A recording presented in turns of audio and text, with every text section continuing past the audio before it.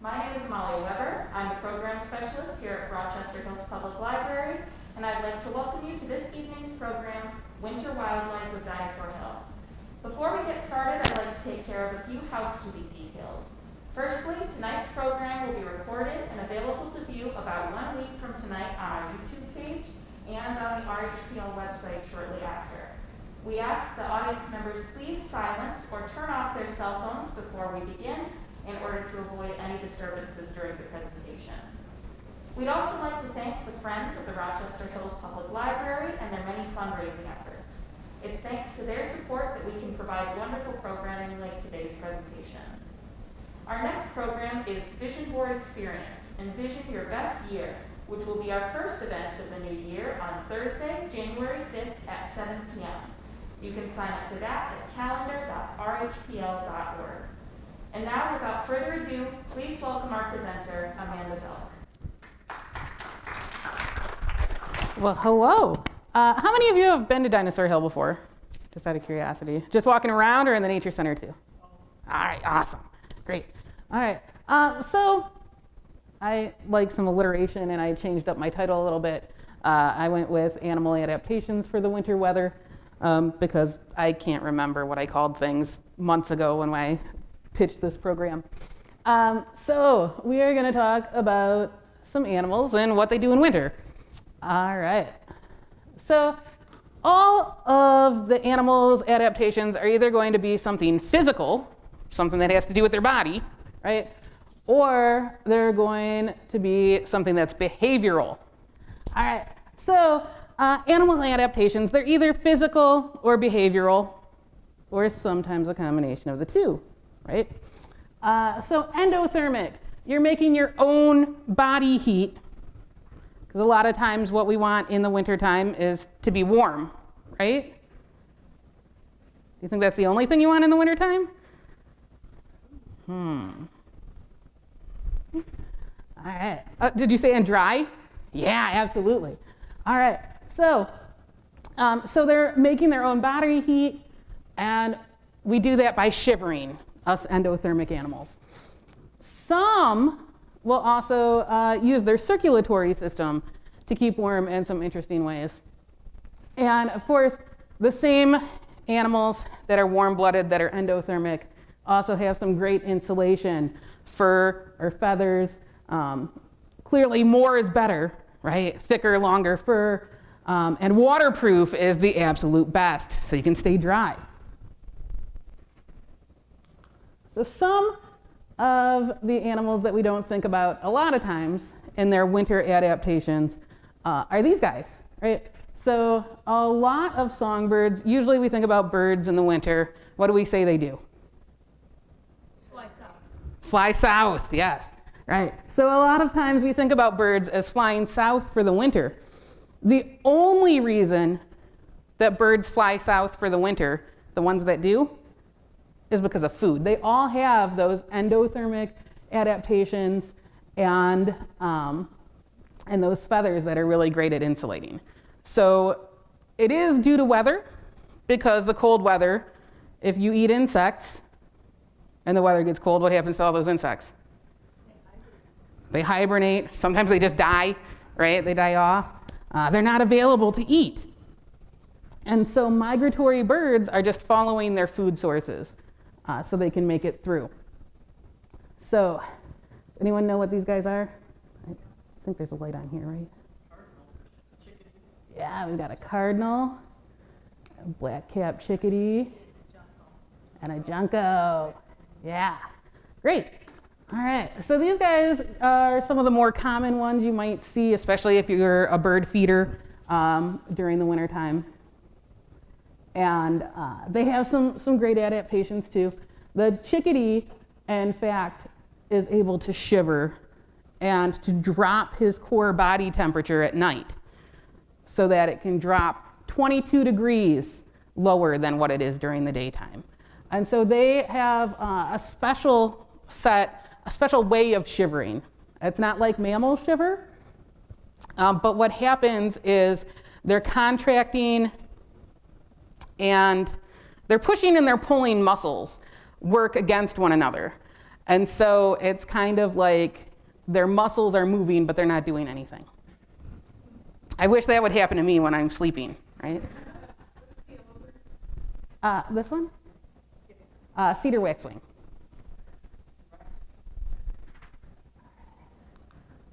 And then we got some more birds.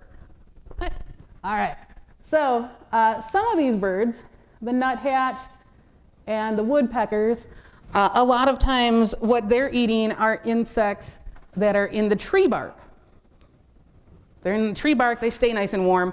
Their food sources aren't really affected too much. And then we also have, wait a minute, this guy, did you know that his scientific name actually has the word migratory in it?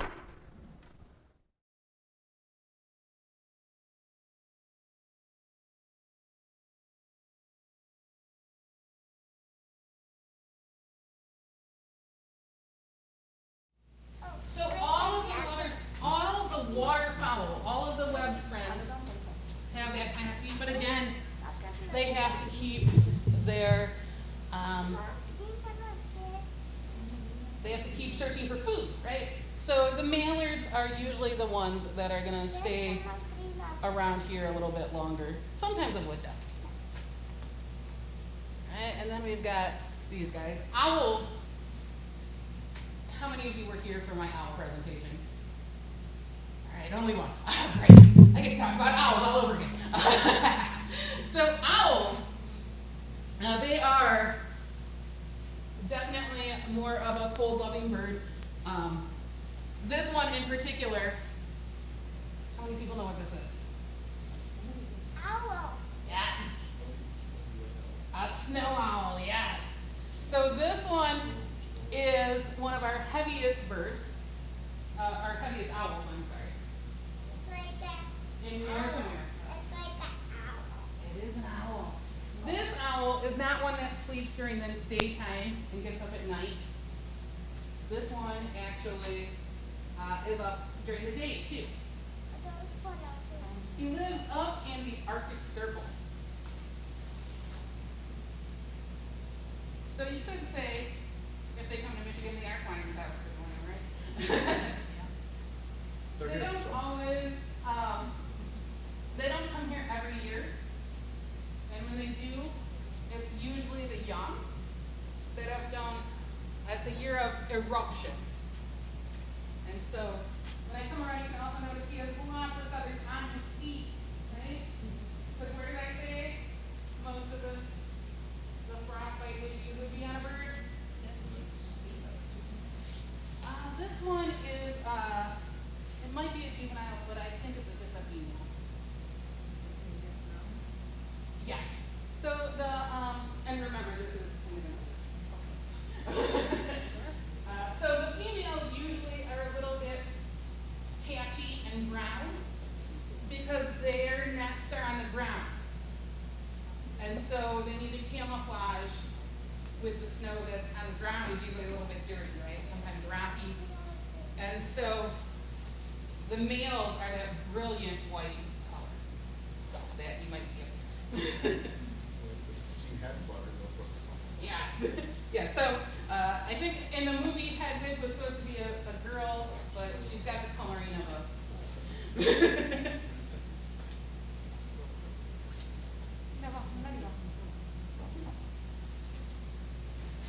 So these guys live normally up at the Arctic Circle, and they will eat a lot of lemmings mostly.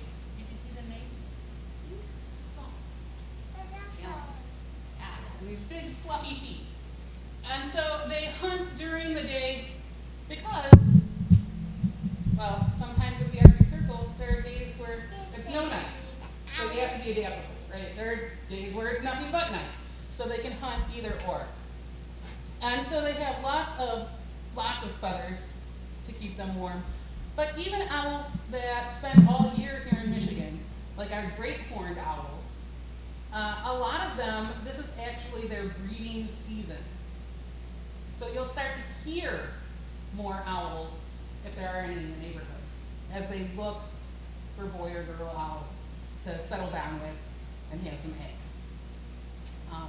So in December is usually when the great horned owls will start that.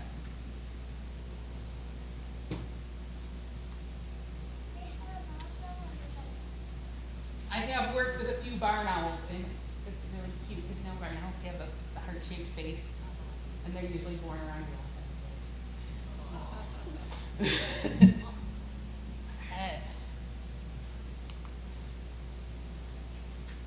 Oh, I didn't put the combination. Okay, so, sorry, I always forget my slideshows. It's always a mystery to me. All right, so physical and behavioral adaptation combinations. So what this is there are different types of metabolic slowdowns. The best way to get through the winter is to pretend it doesn't exist. And so you can do that by hibernating. And in hibernation, a true hibernator like a bat will slow their heart rate down up to 90%. A bat in flight chasing a bug in the summer nights, his heart is beating at 400 beats per minute. When they go into hibernation, that heart rate slows down to 2 to 4 beats per minute. They don't eat for months. They don't drink for months. If you don't eat or drink for months, you don't use the restroom for months either. So they don't eat, they don't drink, no potty for the entire season. Now, they might, if it's really, really warm for a week or so, they might come out of hibernation, but it takes a lot of energy to start back up again. And so sometimes if they haven't gotten enough food, they're in trouble. And so they are also relying on fat. As mammals, what we do, all of us, is we store energy as fat. And that's where we go when times are lean, right? That gives us our energy to make it through when we have times where we have no food available. And so they will go into hibernation, bats in particular, will go into hibernation looking like little jelly donuts with wings. And then when they come out of hibernation, they look like skeletal, right? They're very, very thin, and they need to go and eat some insects right away. Other animals that we think about when we think about hibernation might be something like bears, right? Not a true hibernator. They go into like a false hibernation, I guess you could say, because they still will get up, they'll have a snack, they'll have a drink of water, they'll go for a ramble around the woods every once in a while, and then they go back in their den. And, but bears, they come really close because they will form a plug and they won't the bear room, right? All right, and then brumation is another special word. I just like to say it, brumation, since we think about sweeping. And that is something that we use mostly for reptiles and amphibians. That is where they're going to store, instead of fat, they store some fat, but in a reptile or an amphibian, they're using that fat later on. They're going to use that when it comes time to reproduce, when it's time to make their eggs. What they're going to store is a sugar called glycogen. And so the difference is this glycogen, we have a wood frog here. They're a very extreme case of brumation. The wood frog, if it has enough glycogen stored up, can actually freeze solid for the winter time.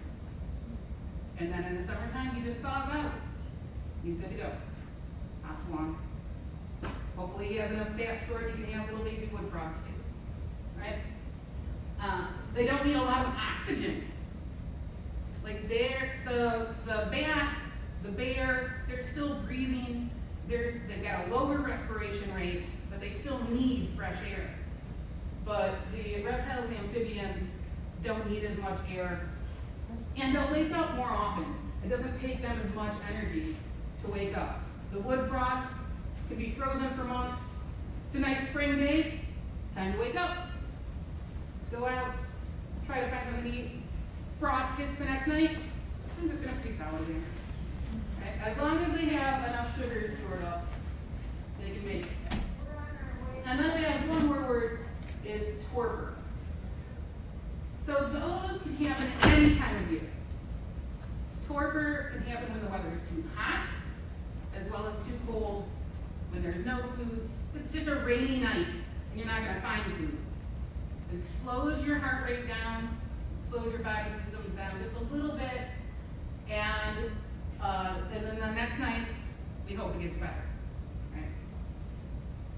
So this is a combination of using their physical adaptations to being able to hibernate to make it through and use those fat and glycogen stores, and the behavior of, I'm just going to sit here.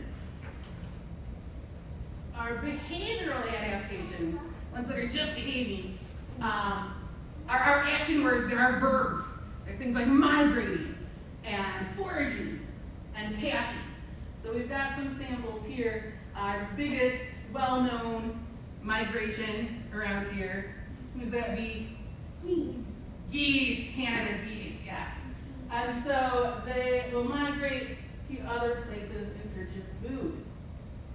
Foraging, this guy here, A possum. Possum. so just for fun. This is kind of the shape of a possum. Does anyone know what's wrong with this? It's hanging from the tree. So it's just an old wives' tale that opossums will hang from a tree. They might, if they don't have a choice, if they're really, really high up and they think they're going to fall, they do have a prehensile tail that they can use to help balance them and to kind of grab on, but they don't just kind of hang like this. They really prefer to be on the ground more often than not. They don't spend a lot of time in the trees unless they're looking up for that food. This one is our possum pup. And that particular one has been sitting out in a window for about 20 years, so he's a little whiter than most opossum. Yes. This is a nice, thick fur. You notice anything else about an opossum? Looks like a kitty. It looks like a kitty? A little bit.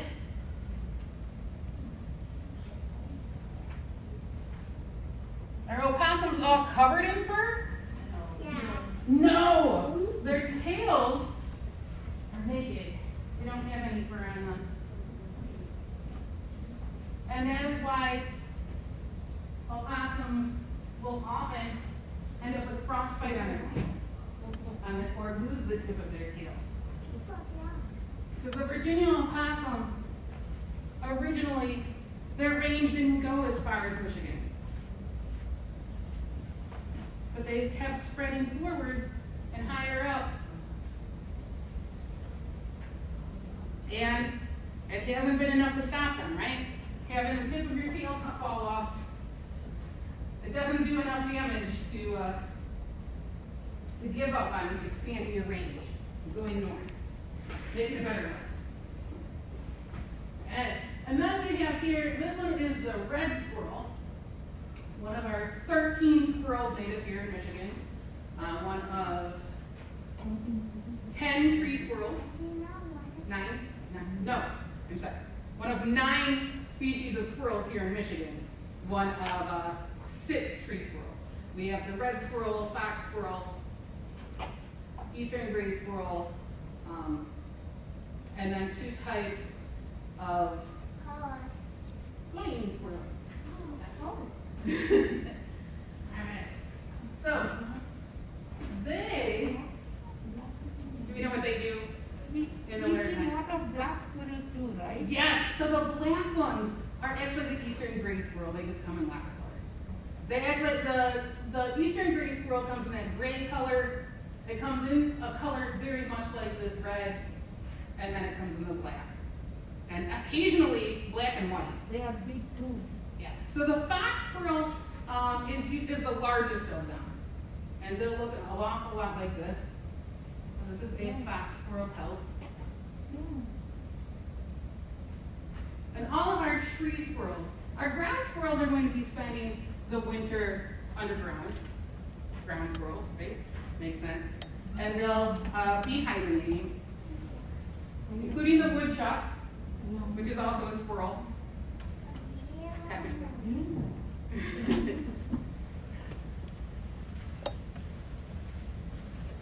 And so what our squirrels do is they prepare for winter, right?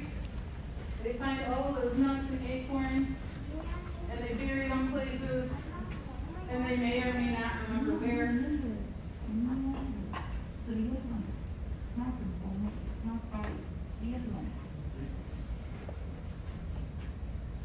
When a squirrel buries the nuts, to find it again, can they smell them in there? How do they find them again?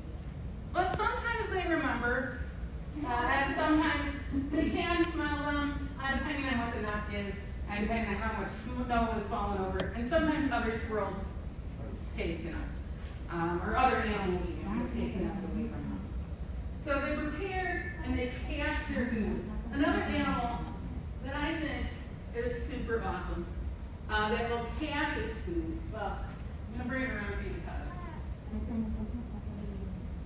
Now this is an animal that has that fur that is waterproof. So this animal lives by the water.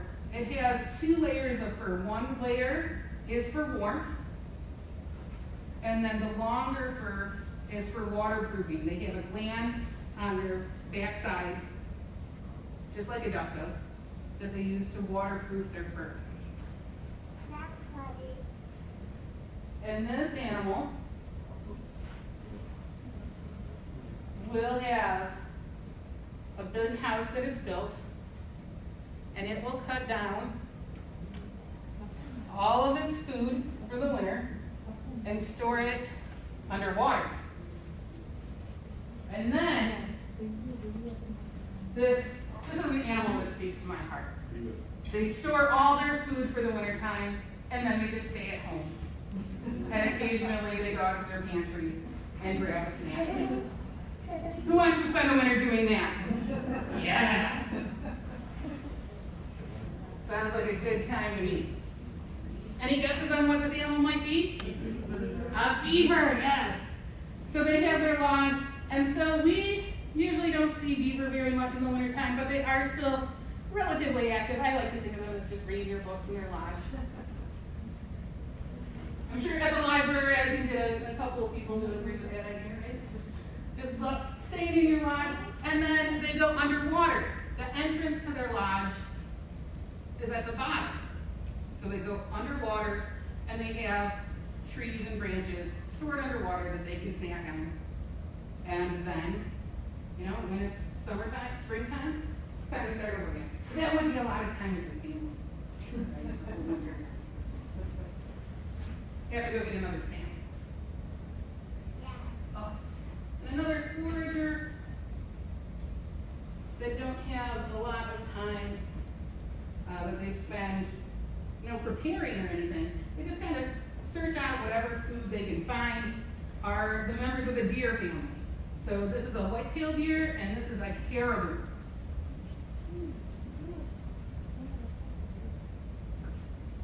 So here in Michigan, once upon a time, we had white-tailed deer, elk, caribou, and moose throughout the state, basically, give or take a couple cities. Thanks to a lot of the habitat being cut down a long time ago, we've got a lot more white-tailed deer than anything else. And the white-tailed deer, when they expanded their range, they brought along a parasite that infects members of the deer family. The white-tailed deer can have this parasite and live. The caribou, the elk, and the moose don't do so well. As soon as they get the parasite, they basically expire.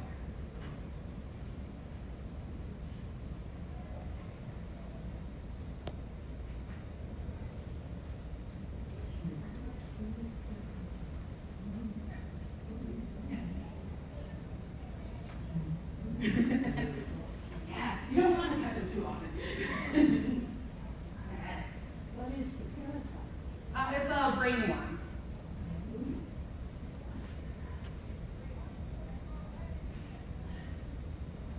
So with that happy note, we'll go on a little bit further. Oh, this is my favorite slide ever. All right, so a behavioral adaptation that I think is really cool, and I have never heard any other naturalist talk about, is sleeping and changing your circadian rhythm. The time of day that you spend sleeping versus the time of day you spend being awake. Now, I know it's easy to think about this when you're thinking about animals in the summertime, right? Because you're thinking, summertime are long days. Everybody wants to be out during the night when it's cooler, right? When the part of the day where the sun isn't beating down. So that can still be daylight in the summertime, right? But when you get to the wintertime, how about sleeping through the coldest parts of the day? No. So if you're a nighttime animal, would it make sense to be up during the day when it's a little bit warmer, when the sun is beating down? Yeah. Absolutely. So this is when we are more likely to find animals like river otters and like a red fox. Now I remember when I was a little kid and people were talking to me about nocturnal and diurnal. They said nocturnal animals are only awake during the nighttime. Has anyone ever heard that? If you see a nocturnal animal when it's daylight, there's something wrong with it, right? Sleeping. Yeah, it's supposed to sleep all day long. What? That's not always true. Think about cats. They spend a lot of their time up during the nighttime. But during the summer, think about how long those days are. Are we going to sleep for 16 hours? No. Right? So they do spend some of that daylight time active, even if they're not sick. And certainly, when it starts to get cold at night, they're going to be a little more active during the day, because that's when it's warm. And the best way to go through wintertime is to sleep through it. All of our hibernating and ruminating and torpor animals have taught us that already, right? The best way to winter is to nap, or to go hang out in your lodge. So, if you happen to see something like a red-tailed fox, or our opossums that are often out during the nighttime, we think of them as being nocturnal. Raccoons, maybe.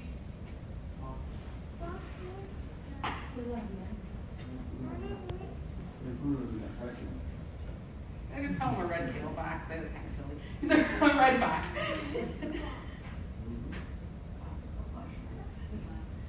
So this is a nice, thick winter coat. And that's another thing that we do for the winter time, right? It makes sense if you have fur, let's grow it long and thick for the winter.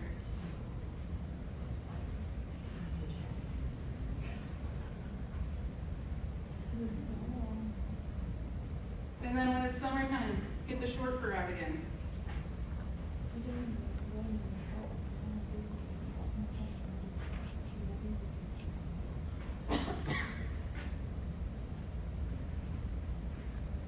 And this is something fortunately, I don't have samples of both summer and winter, but the white-tailed deer will also do this.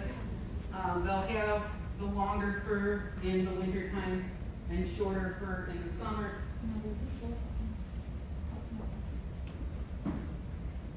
And another thing that animals do with their fur during the winter, this is a physical change, and I totally forgot about it, is,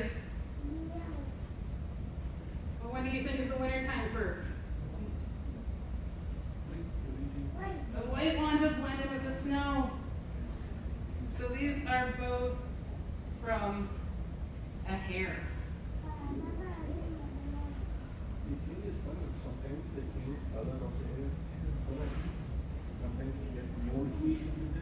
So sometimes about surviving the winter by finding enough food, and sometimes it's about surviving the winter by not becoming food, right?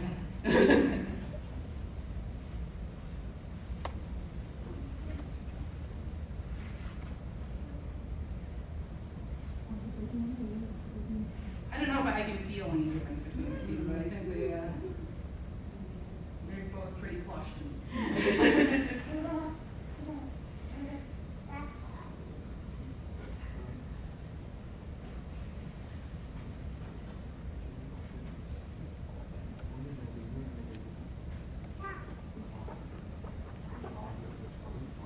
Yeah, the cottontails usually don't.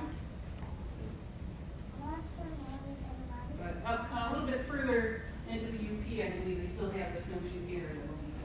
And we do have the least weasels. We'll do that as well in the ermines. Right. Well, that is all of my slides I have for you today. Does anyone have any questions? Any other animals they want to talk about? Where do the bats hibernate at? Oh, that's a great question. So the bats will hibernate. They'll either migrate north or migrate south when they're here in Michigan in order to hibernate because we don't have natural caves here. So they'll go up north to the old abandoned copper mines, or they'll go south to Ohio where they do have some caves. And there are some bats here in Michigan that just migrate. And then they go into torpor in leaf piles. Those are called the eastern red bat.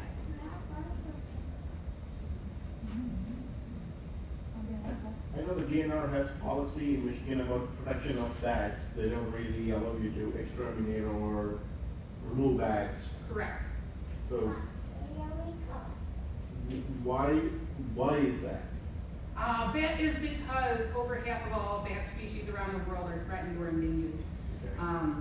That's an extinction thing. Right? Yes, and so they are protected species, and most people can't tell one bat from another what kind of bat. So it's just to err on the side of caution. And because if people have been eating bats at the wrong time of year, what happens is if you evict them during the summertime when they've had babies, the babies can't fly yet. So the moms will fly out, but then you're left with baby bats that can't do anything, they can't leave, and they've all been abandoned. So, yes. What is the biggest and smallest bat in the world? The biggest bat in the world by wingspan is the Malayan flying fox. It has a 6-foot wide wingspan. It's about 2 feet tall. It's found in Southeast Asia. The biggest one by weight is the golden crown flying fox. Sorry, there's the golden mantle bat and the golden crown bat, and I think I'm flip-flop sometimes. He has a book of facts that he sometimes quizzes on, so Awesome. he's trying to quiz you on it. Oh, well, bats is kind of my first love, so I am happy to. So how much does that one weigh that you mentioned? I know it's over 200 grams, or I'm sorry, over 2,000 grams. So, 2 kilos. About 4 pounds. Sorry. I didn't translate that in my head, but around 4 pounds. No, the raccoons don't say they don't hibernate, they go into birth. they do not, yeah. So the raccoons and the skunks and the opossums that I'm pointing at that are not there, they all kind of just find hollow trees and they become more nomadic. The American robin also, they will move more because they're spending more time looking for food. So they'll use holes in trees and kind of hollow logs that are on the ground or something like that. And they'll use them for a couple of nights and then move on. So the good news is, if you have skunks in your yard tonight, as opposed to spring and fall, they're more likely to move on. Right. Yes. Awesome. Okay, about the beaver, okay, we live by the Clinton River, okay, and about 2 months ago, we noticed that the beavers were starting to take down huge trees. And I know that they're river bank beavers, they go into banks. Yeah. Okay, but this was like 2 months ago, and like, they don't just leave the one tree alone, they decide to take another big tree, and they don't have too many small trees. But like, what are they eating now? Because the trees are still like gnawed around, but they didn't take it down. And you say they're not doing much right now. Yeah, well, right now, it's still kind of the beginning. It's not technically winter yet. They've got a little bit more time to be storing some of the trees, but they eat other plant materials as well. So they really prefer kind of like the aspens are their favorite. I've seen a lot of cottonwoods that they've taken down. Right? Is that what your big ones are? Yeah. So they'll take down a lot of the big cottonwoods. Maybe save that for winter. Maybe they just got distracted. Maybe they saw something else that was Why easier. is it that they start on big cottonwood, but they don't finish it, and they start on the other cottonwood? And do you have any idea why? A matter of taste. I believe that they kind of the cambium layer of the tree bark is what tastes the best to them. So it's kind of like eating cupcakes versus getting to the carrots, Yeah, right? they have the cream now, they're not that interested for the cake anymore. Yeah, so Just like these two. your beaver have a lot of choices apparently, and so they're going to go for the tastiest ones first. The cream goes on to about a minute. Again, the I cake can't really stays blame for- them. You should see me with a cupcake. Cupcakes. Yeah. You ever leave the frosting up and then you're like, I want a refill. Now, they don't get refills, but they're like, oh, I'm done. Like, no.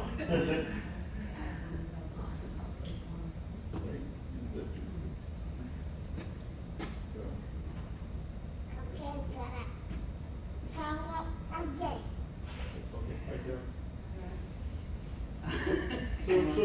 But I guess there are a few varieties of squirrels around the area. Do you have? I know there's the big black ones. There's the brown ones. There's just a few different, I guess. Yeah, so there are 9 species of squirrel in Michigan. The brown hog is our largest one. So we have 4 ground squirrels: the brown hog, least chipmunk, eastern chipmunk, and the 13-line ground squirrel. And then we have 5 that are tree squirrels. So the black ones that you see are eastern gray squirrels, and the gray ones or red ones that you see may also be eastern gray squirrels. But there are also red squirrels. Common names are funny, right? And then genetics. So do they hibernate or go to torpor or anything during winter? Yeah, so what they're doing is they're living off of caches that they've built up during the fall time. The brown ones are all hibernating. But the tree squirrels, they're all either going through their caches and foraging for other things that they can eat as well. They'll eat some twigs. When it comes to maple sap time, when the sap starts flowing in mid-February, sometimes they'll even chew on the branches of a maple tree to get that extra energy, that little bit of sugar water. It's what we all love, right? And they'll survive on that as well. So I have 5 maples behind the home, so they're pretty much around the deck almost. So they do have a lot of fun just watching them. Like, there's one, he's jumping up on the knees on the deck, he's drinking water from the place that they have out there. So yeah, they spend a lot of time watching the squirrels at home. There's an engineer And then from we talked NASA about that has I the know obstacle course. he trains them, or rather they train themselves. Like he builds. I don't know any of you guys have seen it. What do It you is- see? Oh, it is a fantastic video to watch. So this engineer, his job, our pastime, he creates these enormous puzzles, for lack of a better term, or challenge. Huh? You want Mark Rover? Yeah, I think it is Mark Rover, you're right. So he creates like a really challenging obstacle course. He has a backyard about half the size of this room, but he creates a whole slew of challenges like leaves, and he has straps in between that kind of tricks the squirrel into thinking that they've succeeded. Like they'll do something and they'll be dropped to the ground, or they'll have to go back to square and start again. So they actually go through the exercise of trying until they finally figure out how to beat this puzzle and get to the prize he has built for them. I mean, it is like he has recordings, at least a few recordings. I know. Thank you for mentioning I've seen that. the 3. Yeah. And it was like Wipeout with squirrels, if you remember that TV show. Am I dating myself? We have seen too. I don't know about the third one, but it is phenomenal how many tricks the schools learn on how to beat the puzzle that he builds for them. And when she says NASA engineer, she's not kidding. In that sense, is he actually has extremely complicated setups. Like he has them, like if they pass through at a certain point with enough pressure, like if the squirrel doesn't jump over it, there's like a trap door where they fall off. So the squirrel has to remember at least 30, 19, how many ever steps it is, to get from where they start to get to all the way where he has the nuts stored for them. But he rewards them well, too. But What's his name? Mark Rober, I believe. I don't know if you can use a computer to just pull it up or something. But yeah, he is. It is definitely entertaining, and my kids watched it and said, "Did he do all of that?" I'm like, "Yeah, he did all of that." There's They haven't come up with one of their own yet. Sure. Okay, like he's a NASA engineer. We're not anywhere. Yeah. You start small, right? That's how you learn. Definitely a watch. Like you learn. I didn't think schools were that smart, but they get to it. They don't stop. They don't quit. They just keep doing it until they get to it. Yeah, they also also where they live during the winter is in their drays. So if you ever look up in a tree and you see these big balls of leaves, most tree squirrels are going to have 3 or 4 of those per squirrel. So they definitely have a choice of houses to go back to every day. And some of them will also live in hollow trees. The flying squirrels will usually stay as families through the winter time. Some of the other tree squirrels may or may not, depending on how Do you have flying squirrels in Michigan? we do. We have 2 flying squirrels, the northern and the southern. They're very nocturnal. So when I said that nocturnal doesn't mean that you sleep all day, first flying squirrels it does. So there's always an exception. For flying squirrels, they sleep all day. They usually get up around 2 o'clock in the morning.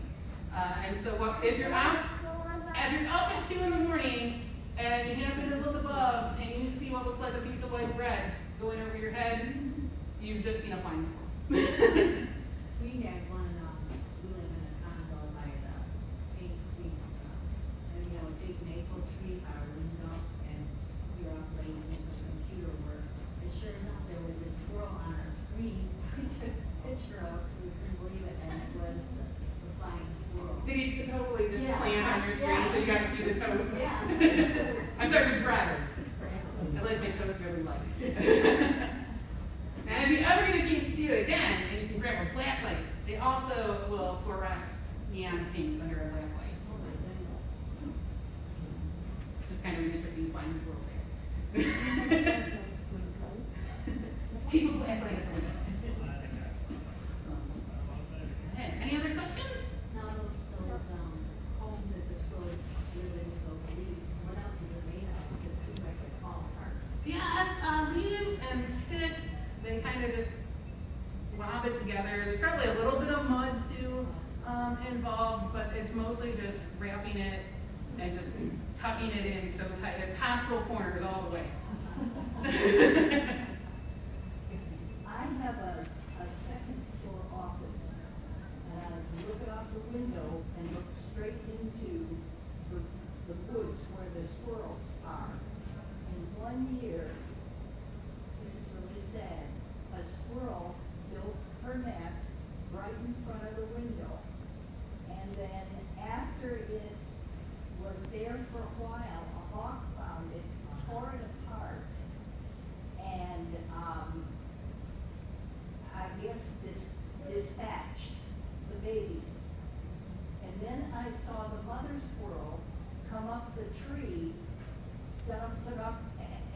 then I saw her stop and she remembered the nest had been destroyed.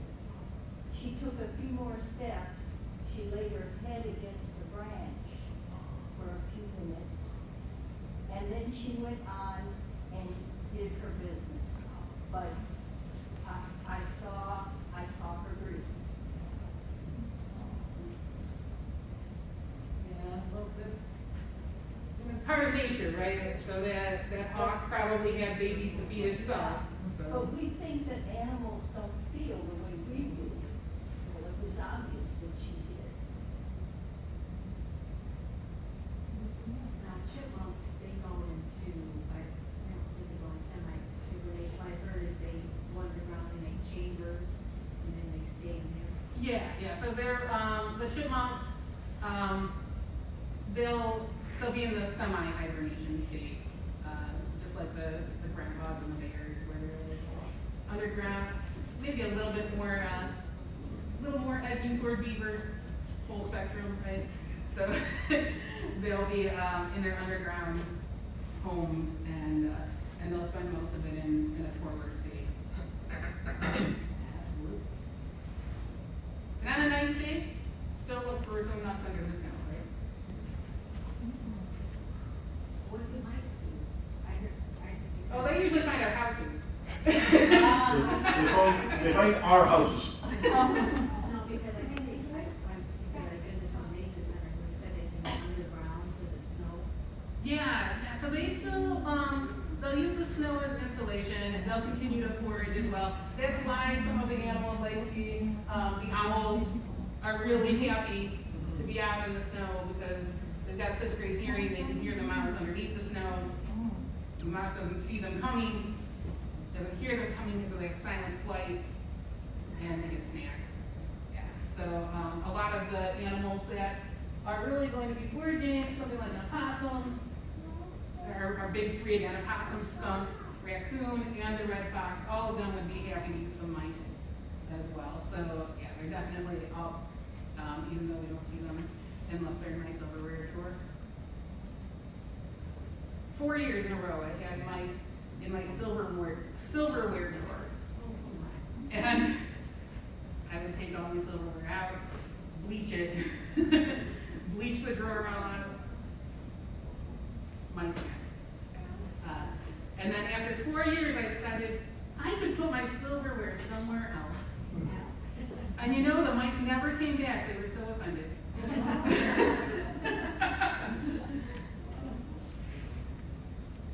I took all the silverware out and I put some little cedar bed chips in there for them. This might as well be the mouse drawer because they just keep coming back, right? No.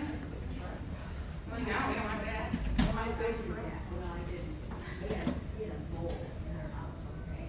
We have a cat. The bull came in and the cat started running after her. I didn't want the cat to get in and I didn't want her. I wanted back outside or whatever animals. So I guess I was chasing the cat, trying to get them, and I won. I got the bull out and put him back outside. So hopefully something else ate it. They're supposed to. I love a bull. I think they're adorable. Yeah, they are. Because I actually, they don't get into our houses very often, like mice do.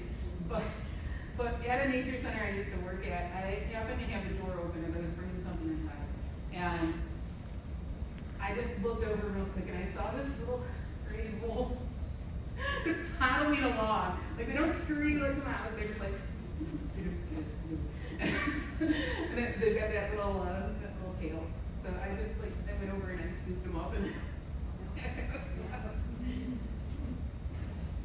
I have some creature, and I suppose it's a mouse, got into my cupboards and I had cooking oil in a plastic jug with a yeah, you've got plastic fat cap. stored there, right? Delicious fat. Right, they chewed through the cap. So now I have to keep my cooking oil in the refrigerator. Can't have that fat's just sitting there. That's how you make it through the winter. You gotta keep it on your belly. Awesome. thank you guys all for coming tonight.